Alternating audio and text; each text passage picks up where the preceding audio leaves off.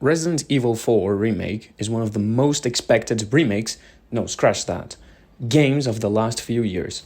For us, who grew with the GameCube and the PS2, this game was a must-have in your collection. Otherwise, you'd be left out of the conversations the boys had in the playground about all the cool and horrifying moments this game had. So much work was put into the original to make it a certified classic. For instance, one amazing detail I discovered recently is that all of the lip-mouth movement while characters spoke was done manually for each phoneme that came out of their mouths. So I was expecting the remake to have the same heart and soul the original had. Unfortunately for me, that is not the case. Now, to begin, I must clarify that I don't dislike the game. Even with the criticism that is about to fall upon it, I had a lot of fun with it. I will certainly mention the positive things it brought to the table and did better in comparison to its predecessor. I won't mention obvious upgrades such as anything graphics related, namely ray tracing, shaders, textures, because duh. This is a remake released 18 years after the original, so these kind of things are bound to happen and thus won't appear in this video.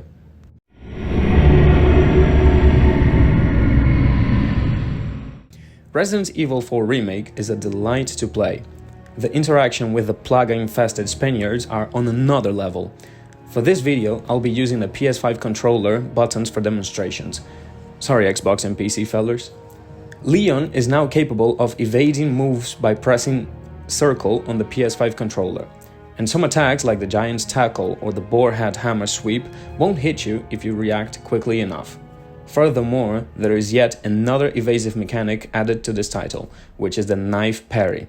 Press L1 and he will basically stop nearly any attack coming his way, unless it is physically impossible to do so, like a giant's punch or Saddler's Tentacle. Anything else, like hatchets, pitchforks, knives, chainsaws, you name it, he can stop it.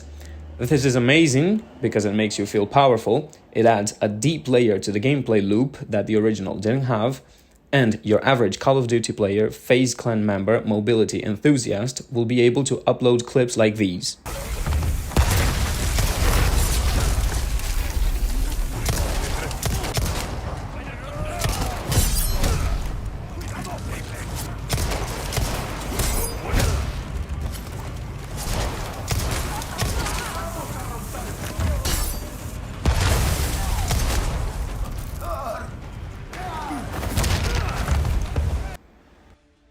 Continuing with the good aspects of the game, now we have requests, which are mostly little fetch missions derived from the blue medallions from the village in 2005. Besides the fetch ones like bring me 3 snakes, kill some rats, destroy the medallions, which are kind of boring if you have to go out of your way to do, there are some pretty cool ones where they put you against secondary bosses that are much stronger than the normal versions. My favorite being the infested armor in the castle, since they hint this mini-boss very subtly with Ashley when you walk by it, see its red eyes, but it doesn't wake up just yet. At least they manage to capture interest by giving you spinels if you manage to complete said missions. You can use those spinels to buy special items that cannot be bought with pesetas, like the laser sight for handguns only though, treasure maps which are 100% necessary. Why, you say? Well, because inflation is a thing in Resident Evil 4 Remake, just like in real life. If you compare prices, everything is much more expensive than in the original game. Moreover, boss fights and random enemy drops give you less money. In other words, you are fucked if you don't find most of those hidden treasures, which kinda amplifies the difficulty, and I like it because it incentivizes exploration. Weapons-wise, it is pretty much the same as the original. They've added an automatic assault rifle, but removed the mine thrower. They've added a bolt launcher for stealth sections, but removed the special V-Ray weapon that one-shotted zombies, so no comments here, just an observation. As a Red 9 enjoyer, I preferred the shooting sound it made in the original game. It felt more original. Now it just sounds like an average handgun.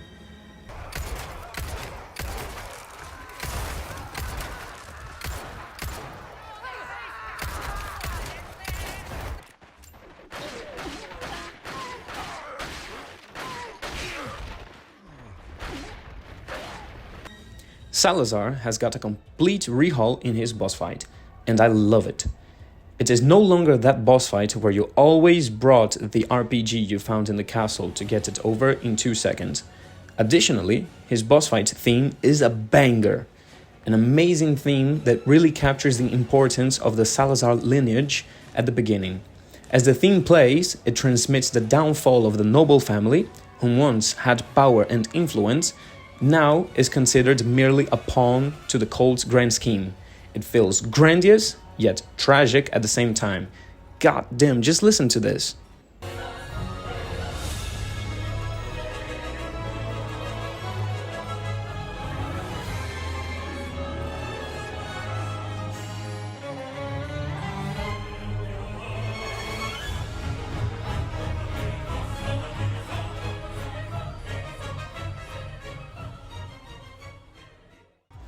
The shooting range is better than ever. I'm not kidding when I say that 4 out of the 21 hours of my first playthrough were spent trying to get that damn S tier in every shooting challenge. It is loads of fun, and the soundtrack makes you want to dance while shooting, especially if you reach the bonus round if you've made enough points by the end of the challenge.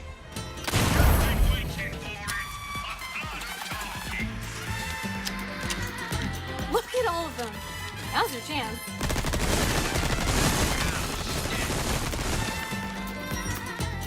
Are you serious?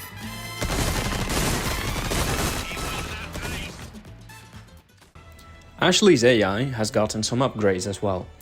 Now we can ask her to follow us loosely, in case we are in a battle we don't want her to stick too close, or tightly if we are exploring and need her help for whatever reason.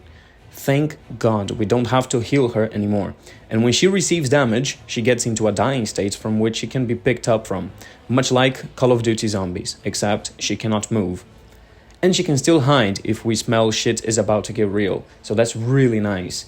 Her character is more fleshed out in a sense that her damsel in distress flag isn't as apparent anymore throughout the story. She helps Leon a bunch more, which makes her less annoying. I really don't care the reasons they had to make her more independent. Who the fuck cares if Capcom is trying to promote strong, self-sufficient women? As long as it does not affect the story and the gameplay, I am all out for it. And they did just that. Ashley's lack of Help me, Leon! is better. Louis's character has been changed slightly. His backstory is still the same.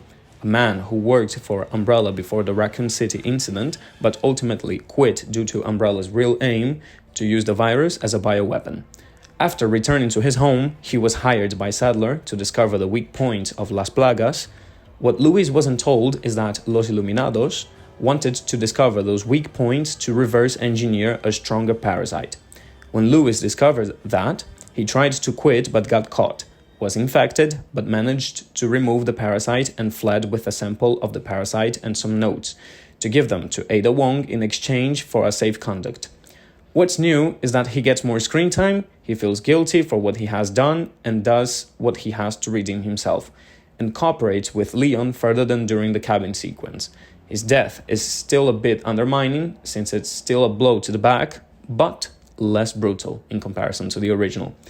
Although he gets more credit because, besides giving Leon the Plaga suppressor, he saves Leon from Krauser, hands him the key to a lab so Leon and Ashley can extract their Plagas, and finally gets to smoke a pre-mortem cigarette like a boss.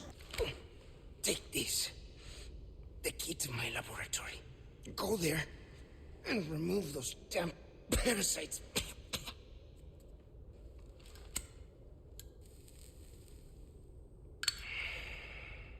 People can change, right?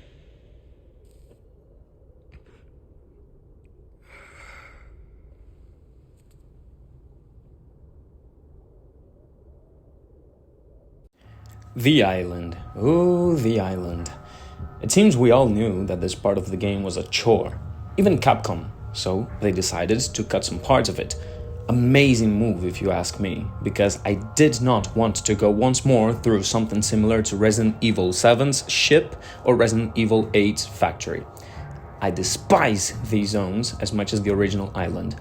The latter would be even worse if not for one little feller called the regenerator. Once again, this creature manages to scale the horror in Resident Evil 4 to a whole new dimension. Its model is even more horrifying than the original, which compensates for the less horrifying vibes of its soundtrack.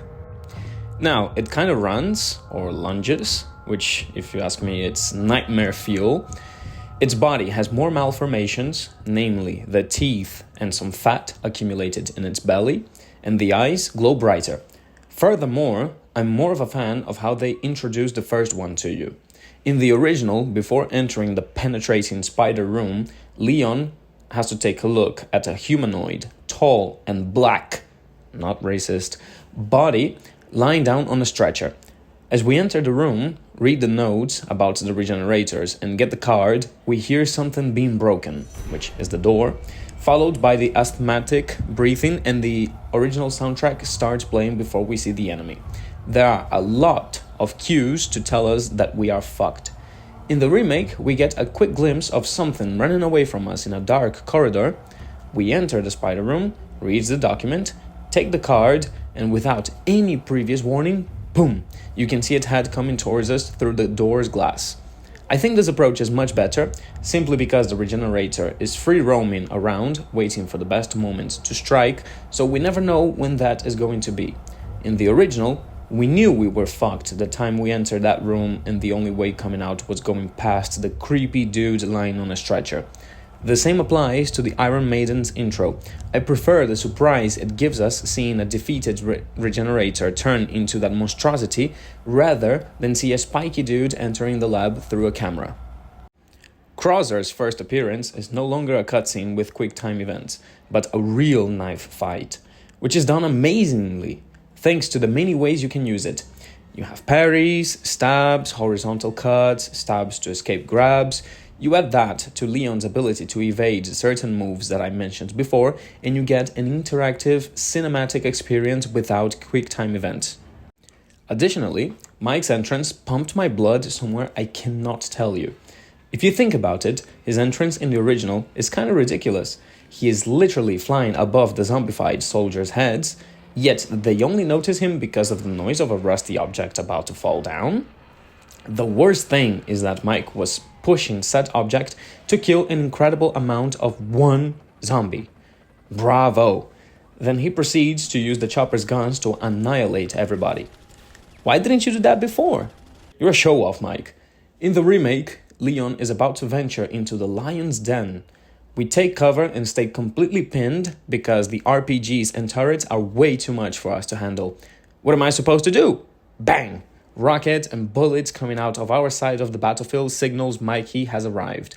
All in real time, no cutscenes, baby. That is what I call presentation. Sadly, he suffers the same fate, not by a rocket launcher that defies the laws of physics, but by novistadors. Flying plagas for the uncultured. And I'm not even going to start talking about his soundtrack in this game. God, I love how they recycled the original, but, well, adapted it with more instruments and made it even cooler. Thanks, Capcom.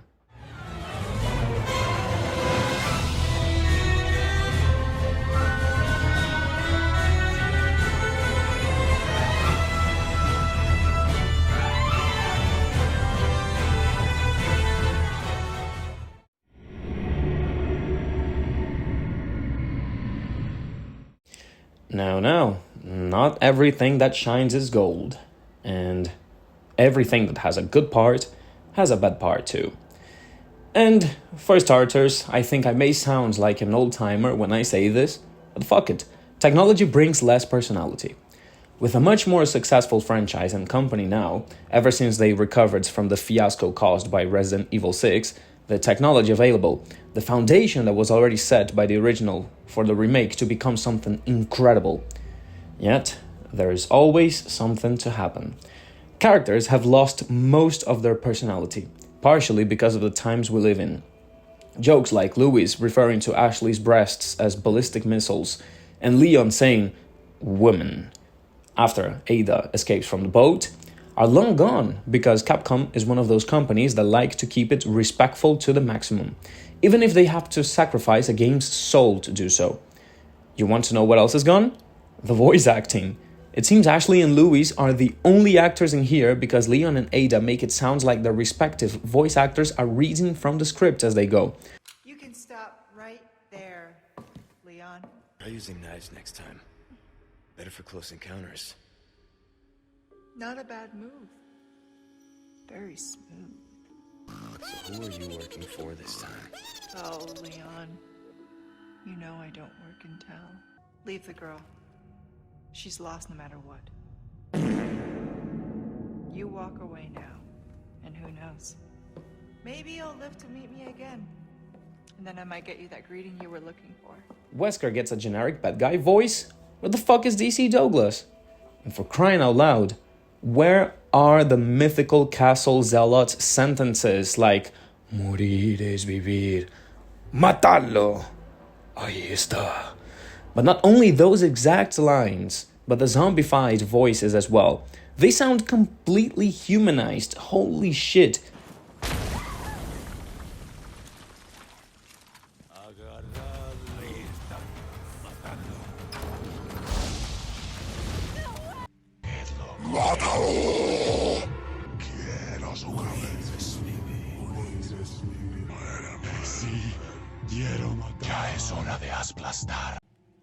What do you want, Capcom? To keep the zombie community in check so they don't lynch you because they feel misinterpreted in the game? Fuck out of here. At least the island zombies are more psychopaths, and I rock with that. They sound like they are having fun whilst trying to kill you. Let me show you a tiny detail to the lack of personality in this game. If you search on YouTube Resident Evil 4 ambience music, you will get 34 minutes of many different tracks from all locations of this game. No, those are not battle themes, boss themes, or whatever. Those are tracks that play in specific locations when you are wandering around alone, which contribute to the feeling of horror, safety, amongst others. If you search Resident Evil 4 REmake ambience music, what you get are hour-long videos of 2 extended tracks, Serenity, which is the merchant's theme while you're checking his wares, and the typewriter music. Other videos take the remake's landscapes and slap songs of the original on top of them. Why do you think they did that? Because there aren't any ambience songs in the remake. I swear these people should have gone to a Silent Hill masterclass of ambience design, because this game sure knows how to make you question your whole life with some fog and a few piano keys. Jesus, how difficult is it to take the original material and only improve on it? I'm not talking about something divisive as gameplay, I'm talking about giving more life to your game by adding more ambience music. Just check this out.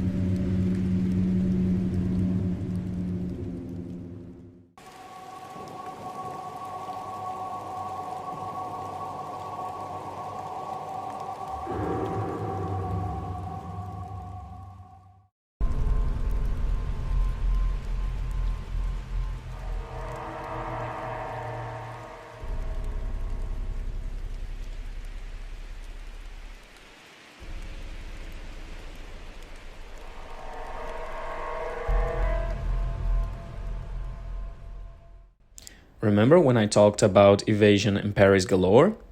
Wait, there is more. As good as these things are, I think they affect the essence of survival horror drastically.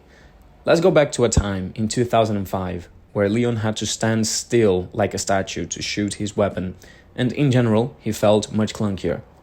Did you feel comfortable, calm, relaxed while moving around? Hell no. Leon was harder to steer than a concrete mixer. Thank God for those 118 spins though. That was a lifesaver. Anyways, that was precisely the essence that Resident Evil 1, 2, and 3 relied on to cause a sensation of insecurity and fear, besides the fixed camera angles. Which other games, to be honest, like Silent Hill also made use of. Let's have regular to mediocre controls so the players don't feel overconfident and thus amplify their fear in any eerie situation. So horror And I'm addressing horror veterans, not casuals. Horror is thrown out of the window when you get mildly familiarized with an enemy or a location. For instance, in the whole village part, there was not a single moment where I felt scared. The same could have been said about the castle and the island, if not for Salazar's right hand, or those goddamn regenerators, or the blind guys with the claws. The best thing about this is that the original has not a single additional enemy. It just retains horror better because, for example, dogs move way better than you, and if they lunge, you only have one option, and that is to shoot them or knife them because you cannot parry them, which can cause a certain anxiousness in you. Sadler is no longer a menacing presence, mainly because he is almost completely out of the game. He shows up in person towards the end of the game, but throughout the rest of the game, he communicates with us through images of himself projected in Leon's mind, thanks to the plaga that is inside of Leon's body. If we leave his title of the cult's leader aside, what do we get? Just religious talk and a walking cloak with a weird head. As Leon in 2005, we could witness Sadler do the 4chan users proud by penetrating Lewis with a huge tentacle, and intimidate us by being shot 100 bullets without staggering.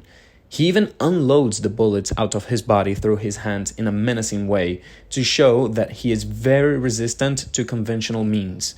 The new Sadler staggers with a few handgun bullets, come on. Bitores Mendez's new version is pretty much a copy of Sadler with all the religious small talk.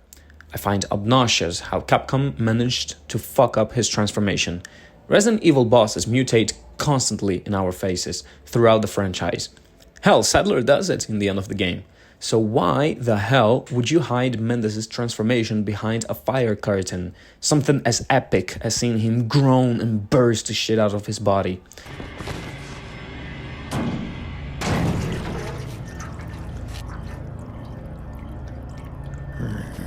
Hasta luego.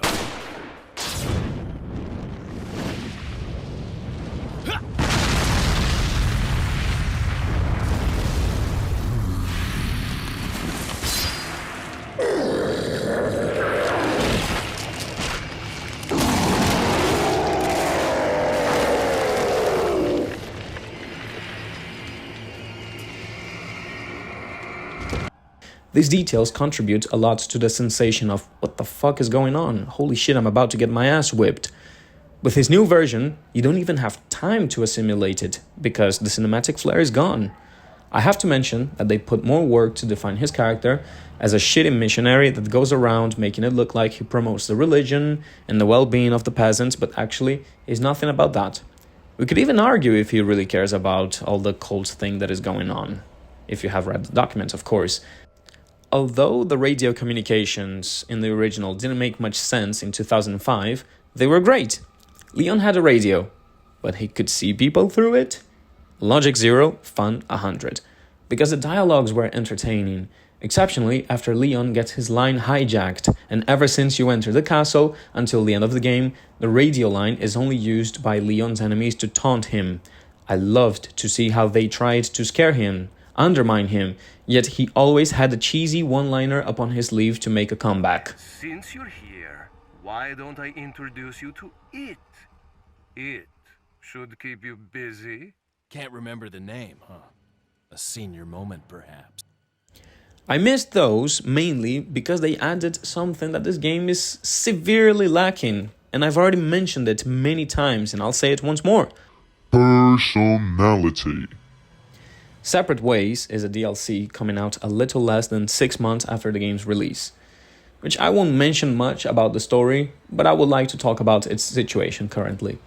I've always been against the DLCs in single-player games, unless they provide a whole new set or a new story. You know, provide something that makes it DLC-worthy, such as Blood and Wine from The Witcher 3, Far Harbor from Fallout 4, Old Hunters from Bloodborne, Undead Nightmare from Red Dead Redemption 1, and the list goes on. Charging $10 additional, which is not bad of a price to be honest. Electronic Arts might have charged $20 to $30, but still, charging $10 for something that was rewarded for completing the story in the original game is nuts. Even more if you think about it this way. Ada's campaign was already designed to be in the game, considering some events that happen that are left unexplained. But luckily, some of us have played the original game and we know how to explain those events. It would be like cutting Ada's campaign from Resident Evil 6, it does not make sense. Ada, in Resident Evil 4, affects the story basically the same way Ada affects everyone's stories in Resident Evil 6. This kind of DLC adds some insight on where Ada was when the main events transpired and how she affected Leon's side of the story, but that's pretty much it. So in essence, for whatever reason, they decided to leave her point of view as paid DLC, and I don't think that is because they started developing it as soon as the main game released, because that's less than 6 months to come out with a considerable amount of content for only 6 months of time. Moreover, mercenaries wasn't a thing during the game's release, assignment Ada is still gone, U3 boss fight is gone, there is a lot of cut content, and if we do a comparison, Resident Evil 4 on the PS2 cost $67 back in 2005. It contained Mercenaries mode with 5 characters, Hank, Leon, Ada, Wesker and Krauser, with 4 stages, separate ways, and assignment Ada, all at release. Fast forwards to 2023, we get the base game with just the story on March 23rd, Mercenaries mode with 3 stages and 4 characters 2 weeks later, and finally separate ways, 2 more characters, if we don't count the special version of Ada and Leon, and 1 more stage for Mercenaries almost 6 months later. That amounts to $80, 13 more than 18 years ago, and for that, there is one thing to blame, my friend, and that is live service, for giving game developers room to be lazy and release unfinished games and patch or update them along the way. To contrast this, I must say that Mercenaries mode is much more fun now than it was 18 years ago, because of the advanced gameplay and how each character has a special ability. Leon can decrease reload time and increase damage, Louis can set up bombs that explode over time or by being shot, Ada moves faster and she has more range to her melee combat thanks to her grappling hook. Hank has unlimited ammo when his special is used. Krauser keeps his harm, transformation, and is given a buff to his knife combat agility. And Wesker, the S+ machine. He is so much fun with his parries and special melee combat. In other words, characters are more fleshed out in this scenario, and this I like. To sum up, as I mentioned at the start of this video, I really enjoyed this game. Resident Evil 4 was my first contact with horror alongside Area 51 in 2005 in my PS2. 9-year-old me could not have been prepared for the amount of fear he was going to feel playing through these 2 games, although my preferred was obviously Resident Evil 4. I have lost track of how many times I have finished this game, which I've bought for the PS2, the PS3, for the PS4, and now for the PS5 to review it.